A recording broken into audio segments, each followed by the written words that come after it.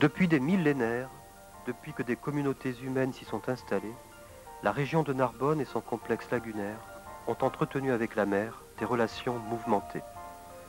Par ce documentaire, qui s'appuie sur les plus récentes découvertes de l'archéologie subaquatique, nous vous proposons de remonter les siècles à la rencontre de cette longue histoire méconnue.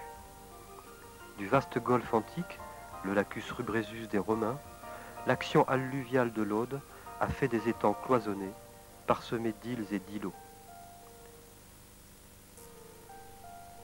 Le rocher de l'île de l'Hôte, l'île de Planas, longue et sableuse,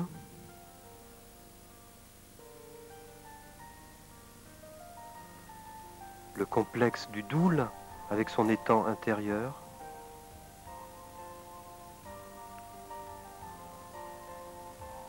les corbières maritimes à l'horizon,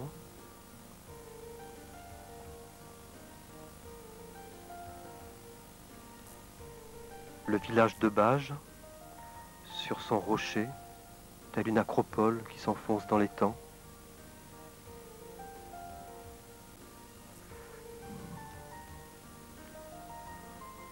Le vestige d'une ancienne embouchure de l'Aude,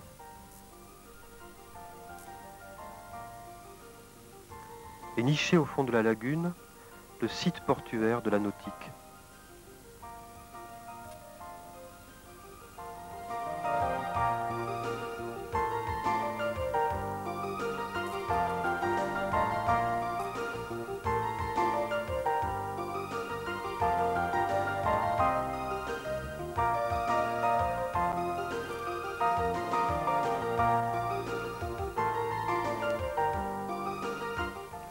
L'apogée de la progression du niveau de la Méditerranée sera à l'origine de la formation d'un vaste espace lagunaire dont l'extension vers le nord a créé de nombreuses îles, isolant notamment le massif de la Clappe.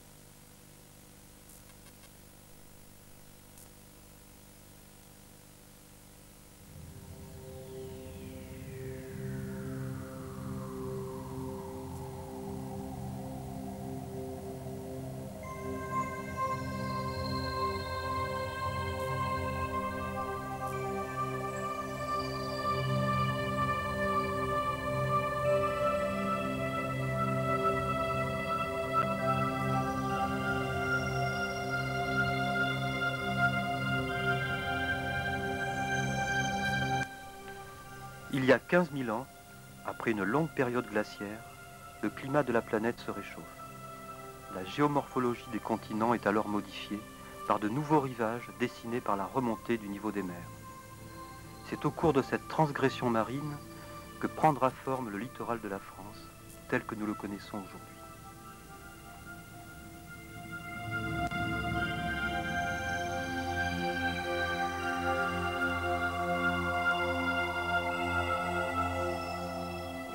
D'eau pyrénéens ont creusé de vastes talwegs dont l'érosion a façonné le profil côtier de notre région. Les étangs de Bages-Sigean, au sud de Narbonne, ont gardé la mémoire de cette longue évolution géologique.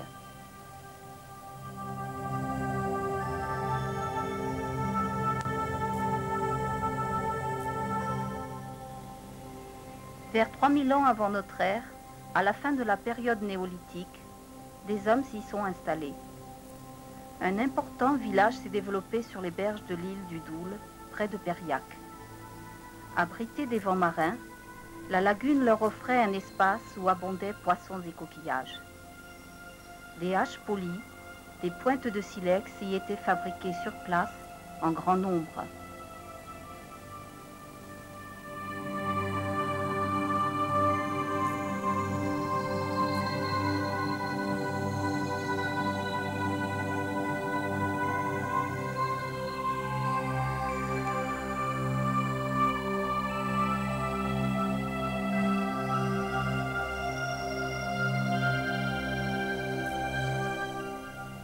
Nous savons que dès le VIe siècle avant notre ère, les premiers marins étrusques, grecs et phéniciens ont commercé avec les oppidas de la région, Ansérune, Mont-Laurès, Pechemao et Périac.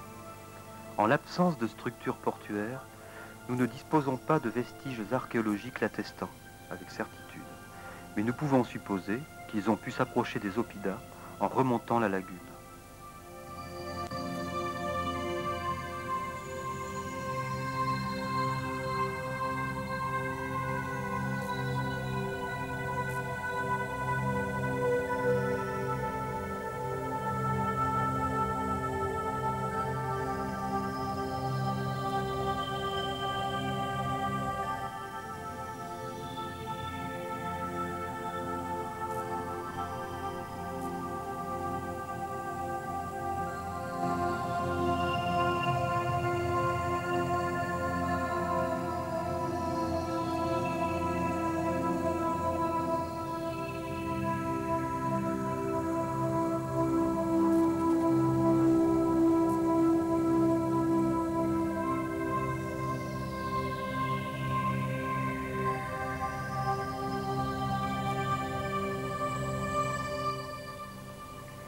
Les fouilles terrestres et subaquatiques réalisées à Port-la-Nautique ont fourni des vestiges archéologiques attestant une activité portuaire ancienne. Après le creusement d'épaisses couches de vases millénaires, le lit de l'ancienne lagune a été dégagé. Successivement, les différents niveaux archéologiques sont apparus aux fouilleurs. Amphores cassés, vaisselles de bord, pièces de bois révèlent la présence des navires antiques. La position de chaque objet a été relevée et une stratigraphie a été établie. Plusieurs périodes d'activité seront ainsi reconnues, allant du IIe siècle avant notre ère jusqu'à la fin du 1er siècle de notre ère.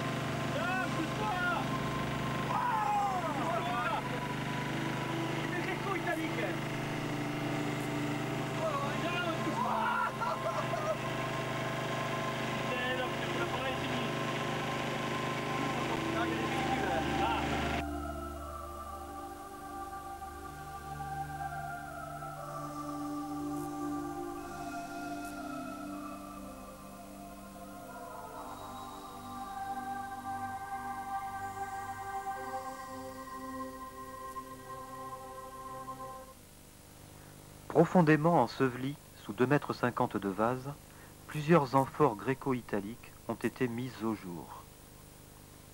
Elles étaient produites dans le sud de l'Italie, au IIe siècle avant notre ère, pour le transport du vin. Celles-ci sont arrivées brisées et ont fini leur voyage sur le lit de l'ancienne lagune. Postérieures à la Troisième Guerre punique, qui vit, en 146 avant notre ère, l'anéantissement de la puissance carthaginoise, elles annoncent la suprématie de la flotte et du commerce romain en Méditerranée. Cette découverte prouve l'existence d'un port romain antérieur à la création de Narbomartius, première colonie hors d'Italie, fondée en 118 avant notre ère.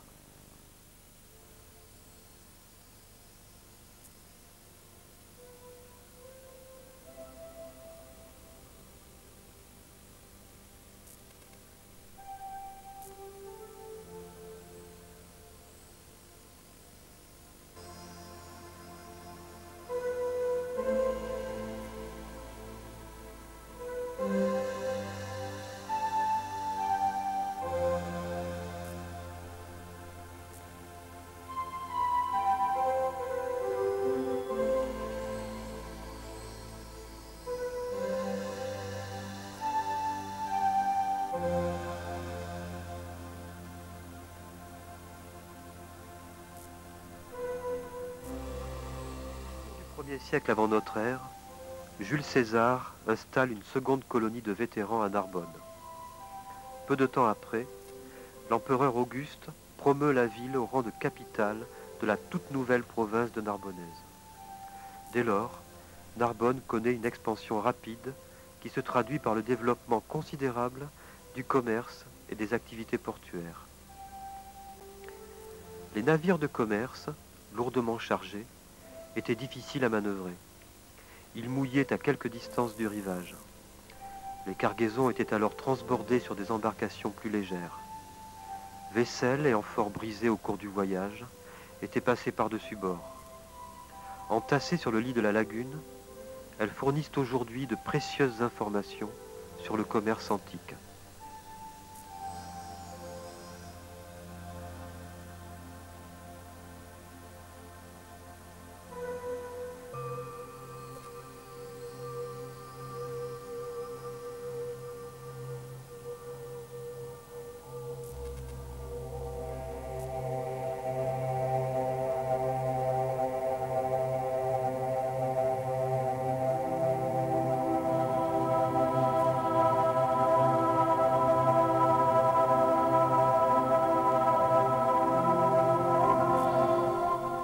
Chaque année, une campagne de fouilles est menée par les plongeurs de l'Antéas, autorisée par le ministère de la Culture et supervisée par le département des recherches archéologiques subaquatiques et sous-marines.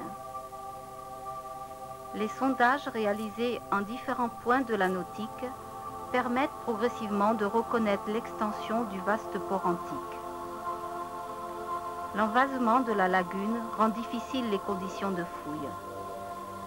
Il est nécessaire de seconder le plongeur depuis la surface pour les relevés stratigraphiques qui s'effectuent au moyen d'une règle graduée. Les plongeurs peuvent être équipés d'un scaphandre qui leur donne une autonomie de 2 heures de plongée, ou bien ils sont reliés à la surface par un narguilé qui leur offre un temps d'immersion beaucoup plus long.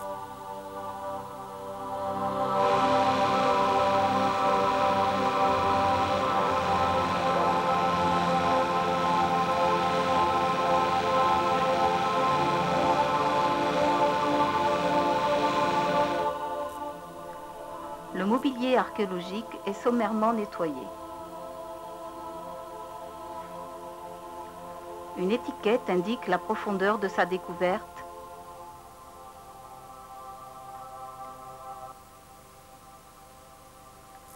Entreposé dans le local de l'association mis à la disposition de l'Antéas par la ville de Narbonne, un long travail commence. Un par un, chaque tesson est nettoyé, dessalé, examiné, puis regroupé par type. Amphore, céramique commune, céramique sigillée. Pour certaines d'entre elles, une reconstitution peut être entreprise. Une abondante documentation permet leur identification.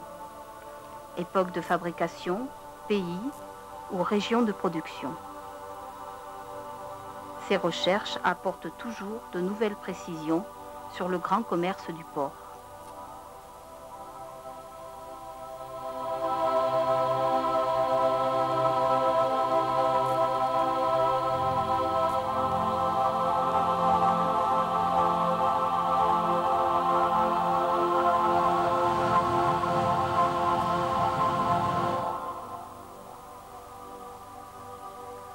Le transbordement des cargaisons peut être démontré par la présence sur les berges de l'étang de constructions interprétées par les archéologues comme des entrepôts de stockage. Mais la raison principale en est essentiellement technique. La proximité de l'estuaire de l'Aude qui se signale par l'existence d'importants sédiments fluviaux relevés lors des fouilles subaquatiques. Le choix de l'emplacement du port est lié aux conditions nécessaires à son bon fonctionnement. Protection contre les courants, une bonne hauteur d'eau, des rivages accessibles et des liaisons faciles avec les principales voies de communication terrestre. La proximité du fleuve Aude, l'attaxe des Romains, facilitait en amont l'acheminement des cargaisons vers la cité antique.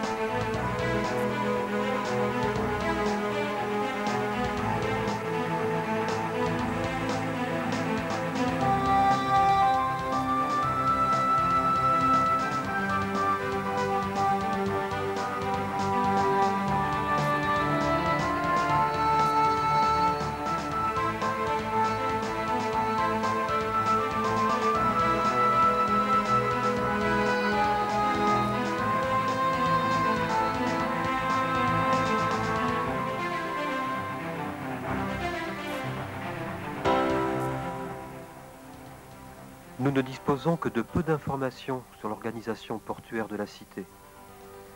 Les auteurs anciens évoquent l'importance de Narbonne, ou encore celle de ses ports, qualifiant la ville de port de la Celtique tout entière.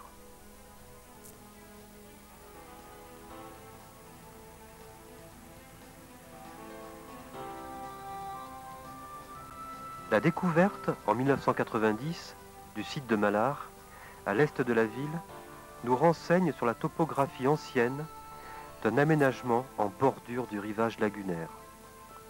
Il était constitué de plusieurs centaines d'amphores, couchées les unes contre les autres, recouvertes de galets et de terre.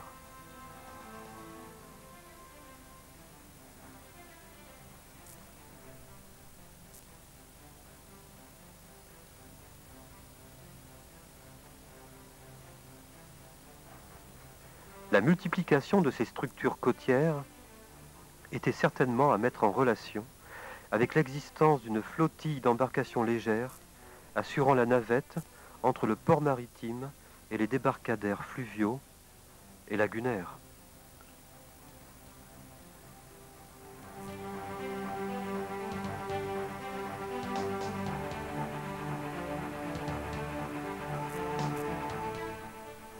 Les vestiges d'un port fluvial ont été découverts sous la rive gauche de la Robine, près du théâtre de Narbonne et du lieu-dit Saint-Loup.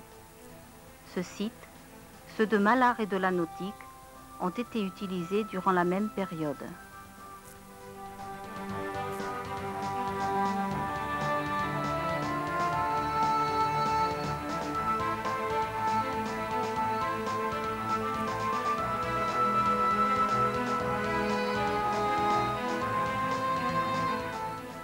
À Saint-Loup, un important ouvrage en maçonnerie repose sur la berge de l'ancien fleuve.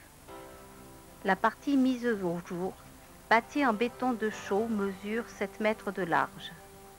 La présence de blocs en gros appareils indique que l'ouvrage, beaucoup plus important à l'origine, est partiellement détruit. Un dépôt d'amphores brisés gît au pied de la construction. Leur typologie date ces amphores du début du 1er siècle de notre ère.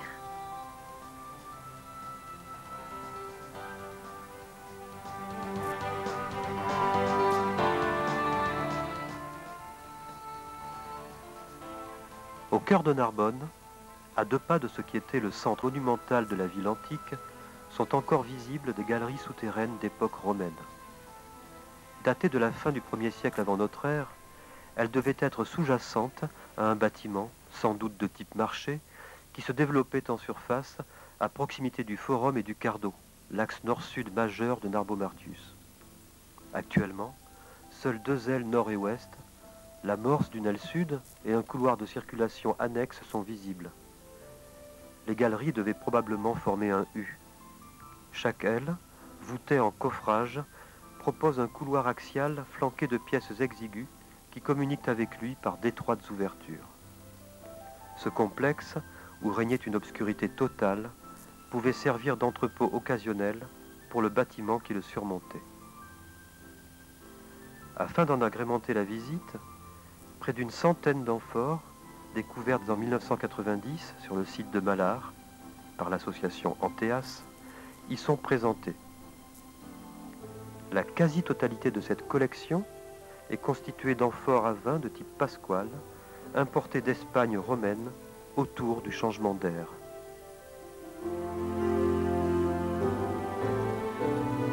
Narbo-Martius était un centre commercial de premier plan grâce à l'intense activité de ses ports. Les marchandises ainsi accumulées n'étaient pas toutes redistribuées par voie fluviale ou maritime. Les routes terrestres étaient aussi mises à contribution. C'est encore plus vrai à Narbonne, où se rencontrait la voie domitienne, qui reliait l'Italie à l'Espagne, et la voie d'Aquitaine, assurant la liaison entre l'Atlantique et la Méditerranée.